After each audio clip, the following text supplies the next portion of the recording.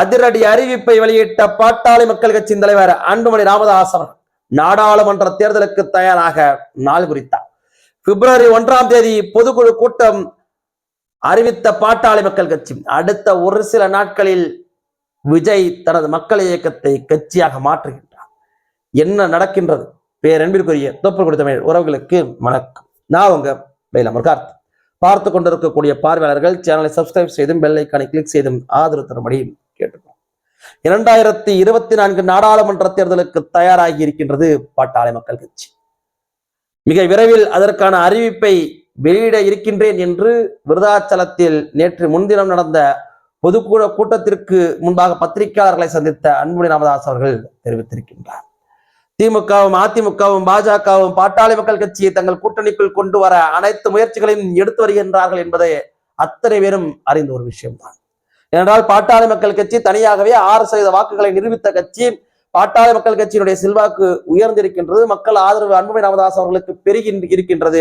அவர் தங்கள் கூட்டணிக்குள் இருந்தால் தனக்கு வெற்றி வாய்ப்பு பிரகாசமாக இருக்கும் என்று அத்தனை பேரும் கருதுகின்றார்கள். ஆனால் அரசியல் வல்லுநர்கள் பலரும் பாட்டாளி மக்கள் கட்சி 2 மடங்குக்கு மேலாக வளர்ந்திருக்கின்றது. அவர்கள் தனித்து நின்றால் 10க்கும் மேற்பட்ட தொகுதிகளை வெல்லக்கூடிய இடத்துல இருக்கிறாங்க. அதனால்தான் எவருக்கும் பிடி கொடுக்காமல் இருக்கிறாங்கன்னு சொல்லி வராங்க.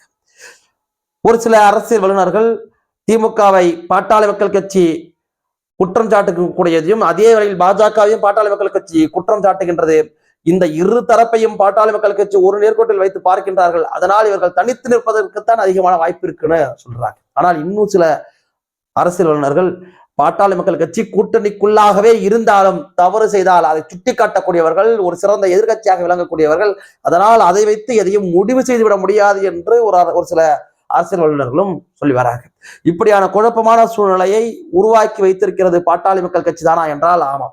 இதனால் பாட்டாளி மக்கள் கட்சியினுடைய முடிவை அறிவிக்காத காரணத்தினால்தான் திமுகவுடைய கூட்டணி முழுமை பெறாமல் இருக்கின்றது.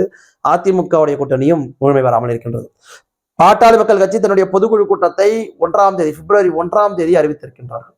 அத்தனை கட்சிகளுடைய பார்வையும் அந்த பொதுக்குழு கூட்டத்தின் மீதுதான் பாய்ந்திருக்கிறது. காரணம், அந்த கூட்டத்தில் கூட்டணி குறித்தான அறிவிப்பை வெளியிடுவார்களோ அல்லது கூட்டணி பற்றியான சகிஞ்சையை வெளியிடுவார்களோ என்று அத்தனை கட்சிகளும் இயங்கிக் கொண்டிருக்கின்றார்கள். அனைத்து ஊடகங்களும் அதை கவனித்துக் கொண்டிருக்கின்றார்கள்.